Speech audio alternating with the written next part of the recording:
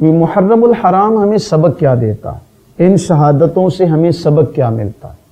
قرآن کریم میں اللہ رب العزت نے فرمایا وَلَنَبْلُوَنَّكُمْ بِشَيْءٍ مِّنَ الْخَوْفِ وَالْجُوعِ وَنَقْصٍ مِّنَ الْأَمْوَالِ وَالْأَنفُسِ وَالثَّمَرَاتِ، ہم ضرور بالضرور تمہیں آزمائیں گے، کبھی شے کے خوف سے، کبھی بھوک سے، کبھی مال کی تنگی سے، کبھی پھلوں کی تنگی سے۔ اور قرآن ہم سے سوال کرتا ہے ایک اور مقام پر، قرآن کریم فرماتا ہے ام حسبتم ان تدخلوا الجنہ، تم کیا گمان کرتے ہو کہ تم یوں ہی جنت میں چلے جاؤ گے، حالانکہ ابھی تو تمہیں اللہ تعالیٰ نے ان آزمائشوں سے گزارا ہی نہیں جو تم سے پہلے لوگوں پر آئی تھی۔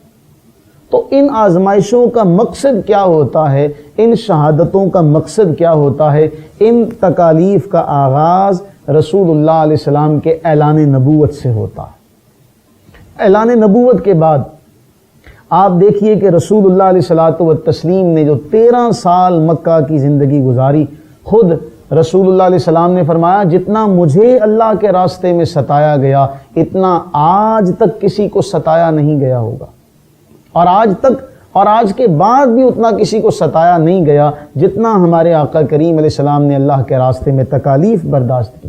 اور پھر اس زمانے میں سیدنا بلال، سیدنا عمار، اور پھر ان جیسے کئی صحابہ کرام، حضرت خبیب، یہ عشق کی داستانیں رقم کرنے والے، حضرت سمیہ رضی اللہ تعالیٰ عنہ، جنہوں نے دنیا کو بتا دیا کہ عشق آسان نہیں ہوتا، اور اللہ کے راستے میں استقامت سے بڑھ کر کوئی درجہ نہیں، استقامت سب سے بڑا درجہ۔ اور یہ پھر ہم ہجرت حبشہ، پھر رسول اللہ علیہ السلام کی ہجرت، غار ثور سے سفر شروع ہوا، اور پھر اس کے بعد اس راستے میں کتنے ہی لوگ اپنی جانوں کے نذرانے پیش کرتے چلے گئے، اور یہ سفر چلتے چلتے چلتے سیدنا حسین رضی اللہ تعالیٰ عنہ تک آیا، اور پھر کربلا ہمارے سامنے مجسم صورت میں موجود۔ اب سبق جو لینا ہے وہ سبق ہم نہیں لے رہے، ہمارا دین تو یہ کہتا ہے، واضح طور پر یہ پیغام ہے ہمارے دین کا، یہ شہادت گہے الفت میں قدم رکھنا ہے۔ لوگ آسان سمجھتے ہیں مسلمان ہونا، اس لیے کہ مسلمان ہونے کے بعد سب سے بڑا کام ہے مسلمانی، سب سے بڑا کام ہے ایک پہاڑ کی طرح آزمائشوں کا سامنا کرنا، مصیبتوں پر صبر کرنا۔ ہمیں یہ سبق دیا قرآن کریم نے۔ کیوں؟ قرآن نے فرمایا الذین اذا اصابتہم مصیبہ، کہ جب ایمان والوں پر مصیبت آتی ہے تو پھر وہ صبر کا کوہ گراں بن جاتے ہیں۔ قرآن ہمیں سبق دیتا ہے صبر کا، ایک نئے ولولے کا، ایک نئے عزم و ہمت کا، کہ ان تکالیف کے بعد یہ کربلا کا واقعہ، اس پر بیٹھ کر تم روتے رہو، صرف رونا کافی نہیں، اور صرف اسی پر گریہ زاری کرتے رہنا اور اسی کو اپنی منزل سمجھ لینا، یہ پیغام حسین نہیں۔ پیغام حسین یہ ہے کہ تکالیف پر صبر کرو، مصیبتوں کا سامنا کرو، اور اس کے بعد ایک نئے راستے پر چل پڑو، اور ہم نے اس سفر پر چلنا ہے۔ یہ جو شہادتیں ہیں یہ ہمیں سبق دیتی ہیں ایک نئے ولولے کا، اس لیے ہم ان شہادتوں کا بیٹھ کر ذکر کرتے رہیں، اور اس ذکر پر ہی وما علینا الا البلاغ کہہ دیں، نہیں، یہ ہماری ذمہ داری نہیں، واعظین کی، خطباء کی یہ ذمہ داری نہیں کہ وہ یہاں پر بس کریں۔ اصل سفر اس کے بعد شروع ہوتا ہے، وہ جو کہا گیا نا دین است حسین، دین پناہ است حسین، یہ معاملہ اللہ تعالیٰ ہر ایک کو عطا کرتا ہے، ہر ایک زندگی میں اس مقام پر آتا ہے کہ وہ دو باتوں میں سے، دین یا دنیا، ان میں سے کس کا انتخاب کرتا ہے اور کس کی طرف پیٹھ کرتا ہے۔ تو ہمیں یہ واقعہ کربلا سبق دیتا ہے کہ زندگی میں کوئی مشکل سے مشکل مقام بھی آئے تو تم نے ہمیشہ دنیا کی طرف پیٹھ کرنی ہے، اللہ کی طرف پیٹھ نہیں کرنی۔ دنیا سے منہ موڑنا ہے، اللہ کی طرف منہ کرنا ہے۔ اسی لیے اللہ کے نبی علیہ السلام یہ دعا فرمایا کرتے تھے، یا مقلب القلوب ثبت قلبی علی دینک، او کما قال۔ اس دعا کا مقصد کیا ہے؟ اس دعا کا مقصد یہ ہے کہ ہم اس بات کو سمجھیں کہ ہم دنیا میں کس لیے آئے، ہم دنیا میں کس لیے بھیجے گئے.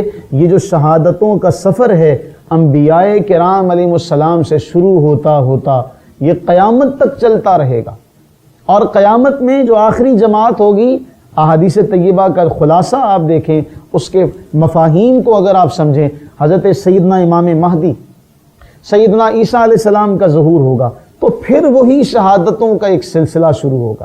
تو اسلام تو آغاز سے انتہا تک سبق یہ دیتا ہے کہ یہ شہادتیں تمہارے اندر ہمت پیدا کرنے کا ذریعہ ہیں، تمہارے اندر جوش اور ولولہ پیدا کرنے کا ذریعہ ہیں، تمہاری ہمت کو کم کرنے کا نہیں.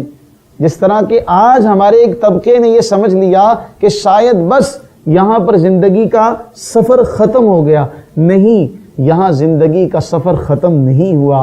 یہاں زندگی کا ایک اور رہنما ہمیں ملا کہ بھائی تم نے زندگی میں اتنے رہنما ہیں، ایک اور رہنما تمہیں مل گیا. واقعہ کربلا تمہارے رہنماؤں میں ایک اور رہنما کا اضافہ کر گیا. یہاں سے بھی سبق سیکھو، یہاں سے بھی سبق سیکھ کر آگے بڑھو. اللہ تعالیٰ اس دین کو، جس کے بارے کہا گیا الاسلام یعلو ولا یعلا، اسلام غالب ہونے کے لیے آیا ہے، مغلوب ہونے کے لیے نہیں آیا. لیکن اس کے لیے کام کون کرے گا؟ ہم لوگ کریں گے. اور اگر ہم ہمت ہار گئے تو یاد رکھیے قرآن فرما رہا ہے ان یشاء یذہبکم ایھا الناس ویأتی بآخرین، اللہ چاہے تو تمہیں لے جائے، تمہاری جگہ اوروں کو لے آئے. تو اللہ سے دعا کریں کہ اللہ تعالیٰ اس زندگی میں ہمیں اس دین کے لیے کام کرنے کی توفیق عطا فرمائے، ورنہ اللہ کو دین کا کام کرنے والوں کی کمی نہیں. یہ تو ہماری بخشش کا ذریعہ.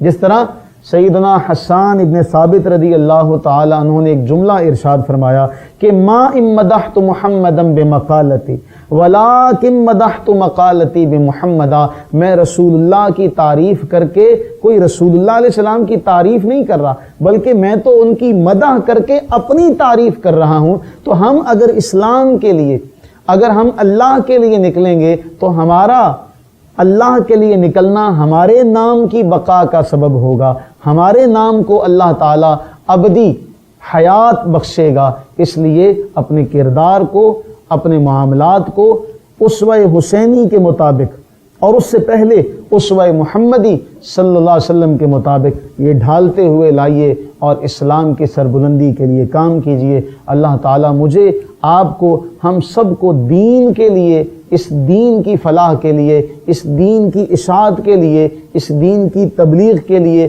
ہم سب کو کام کرنے کی توفیق عطا فرمائے. آمین.